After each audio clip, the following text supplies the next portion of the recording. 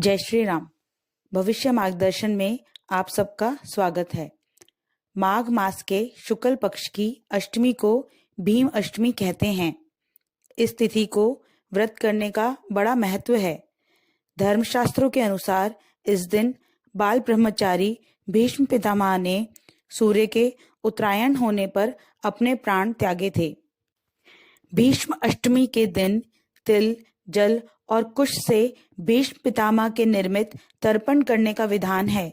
यदि किसी जातक की कुंडली में किसी भी प्रकार का पितृदोष है तो भीष्म अष्टमी का तर्पण करने से पितृदोष से मुक्ति मिलती है। इस व्रत का प्रभाव से सुयोग्य संतान की प्राप्ति भी होती है। यदि आप भी दिव्य पुण्य लाभ अर्जित करना चाहते हैं तो इस व्रत का पालन अवश्य करें। भीष्म अष्टमी व्रत कथा।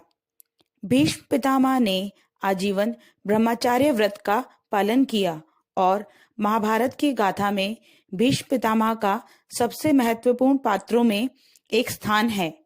भीष्म पितामह का असली नाम देवव्रत था। वह हस्तिनापुर के राजा शांतनु के पुत्र थे और इनकी माता गंगा थी। शांतनु ने गंगा से विवाह किया, परंतु गंगा ने शांतनु के सामने विवाह से पूर्व एक शर्त रखी और कहा कि वह कुछ भी करें, परंतु शांतनु उन्हें नहीं रोकेंगे और ना ही कुछ पूछेंगे। अगर उन्होंने ऐसा करा तो वह शांतनु को छोड़कर हमेशा के लिए चली जाएंगी। हस्तिनापुर नरेश शांतनु ने गंगा की शर्त को मंजूर कर लिया। विवाह के पश्चात गंगा ने एक पुत्र को जन्म दिया, परंतु जन्म लेने के तुरंत बाद गंगा ने अपने पुत्र को जल में डुबो दिया। इस प्रकार गंगा के 7 पुत्र हुए और उन्होंने 7 पुत्रों को जल में डुबो दिया। शांतनु यह सब देख ना पाए और जब उनका 8वां पुत्र हुआ और गंगा उन्हें जल में डुबोने ले चली तो शांतनु ने उन्हें रोक लिया और पूछा, आखिर तुम ऐसा क्यों कर रही हो? अपने ही पुत्रों को जल में डुबो रही हो, तुम कैसी माता हो? गंगा ने कहा, शर्त के अनुसार आपने मुझे वचन दिया था कि आप ना मुझसे कुछ पूछेंगे और ना ही मुझे कुछ करने से रोकेंगे, परंतु आज अपने अपने वचन को तोड़ दिया। लेकिन मैं जाने से पहले आपको बताऊंगी कि यह आपके पुत्र वसु थे। उन्होंने शाप के कारण मृत्यु लोक में जन्म लिया, जिन्हें मैं मुक्ति दिलाने आई थी, परंतु इस 8वें वसु के भाग्य में अभी दुख भोगना लिखा है। आपने मुझे रोका, इसलिए मैं जा रही हूँ और अपने पुत्र को भी साथ ले जाऊंगी। इसका लालन पालन करके इस पुत्र को आपको सौंप दूंगी। गंगा और शांतनु का यही 8वां पुत्र देवव्रत के नाम से विख्यात हुआ। प्रारंभिक शिक्षा पूरी करने के पश्चात गंगा ने देवव्रत को महाराज शांतनु के पास वापस भेज दिया। शांतनु ने देवव्रत को हस्तिनापुर का युवराज घोषित किया। कुछ समय पश्चात महाराज शांतनु एक सत्यवती नाम की युवती पर मोहित हो गए और उन्होंने सत्यवती से विवाह करने की इच्छा प्रकट की, परंतु सत्यवती के पिता ने शांतनु से वचन मांगा कि सत्यवती का ज्येष्ठ पुत्र हस्तिनापुर का उत्तराधिकारी होगा। शांतनु ने सत्यवती के पिता को ऐसा कोई वचन नहीं दिया और अपने महल में वापस आ गए।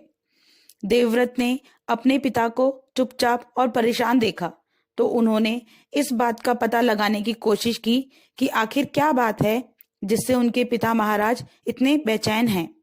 जब देवव्रत को यह बात ज्ञात हुई कि उनके पिता को सत्यवती नाम की कन्या से विवाह करना है और सत्यवती के पिता ने महाराज के आगे एक शर्त रखी है, तो देवव्रत ने अपने हाथ में जल लेकर ये प्रतिज्ञा की कि वे आजीवन ब्रह्मचारी रहेंगे। उनकी इस प्रतिज्ञा के कारण उनका नाम भीष्म पड़ा और आगे से देवव्रत भीष्म के नाम से जाने गए। देवव्रत की इस प्रतिज्ञा से प्रसन्न होकर महाराज शांतनु ने देवव्रत को इच्छा मृत्यु का वरदान दिया। भीष्म ने आजीवन ब्रह्मचारी रहकर और गद्दी ना लेने का वचन दिया और सत्यवती के पुत्रों को राज्य देकर उनकी बराबर रक्षा करते रहे। महाभारत युद्ध में वह कौरवों के सेनापति बने और महाभारत के 10वें दिन शिखंडी को सामने कर अर्जुन ने बाणों से भीष्म पितामह का शरीर छेद डाला। भीष्म पितामह बाणों की शैया पर 58 दिन रहे, परंतु भीष्म पितामह ने उस समय मृत्यु को नहीं अपनाया, क्योंकि उस समय सूर्य दक्षिणायन था। तब उन्होंने सूर्य के उत्तरायण होने की प्रतीक्षा की। जैसे ही सूर्य मकर राशि में प्रवेश हुआ और उत्तरायण हो गया, अर्जुन के बाण से निकली गंगा की धार का पान कर भीष्म पितामह ने अपने प्राणों को त्याग दिया और मोक्ष को प्राप्त हुए। इसलिए इस दिन को भीष्म अष्टमी के दिन से जाना जाता है। माघ मास की शुक्ल पक्ष की अष्टमी को भीष्म पितामह का तर्पण किया जाता है। मृत आत्माओं की शांति के लिए इस दिन पूजा करनी चाहिए, क्योंकि यह दिन उत्तम बताया गया है, जिससे पितृदोष समाप्त हो जाता है। भीमाष्टमी का व्रत पितृदोष से मुक्ति और संतान प्राप्ति के लिए बहुत महत्व रखता है। इस दिन पवित्र नदी में स्नान दान करने से पुण्य प्राप्त होता है। इस दिन जल में खड़े होकर सूर्य को अर्घ्य देना चाहिए। आशा है आपको इस वीडियो में दी गई जानकारी अच्छी लगी हो। ऐसे ही अधिक जानकारी के लिए हमारे चैनल को लाइक, शेयर व सब्सक्राइब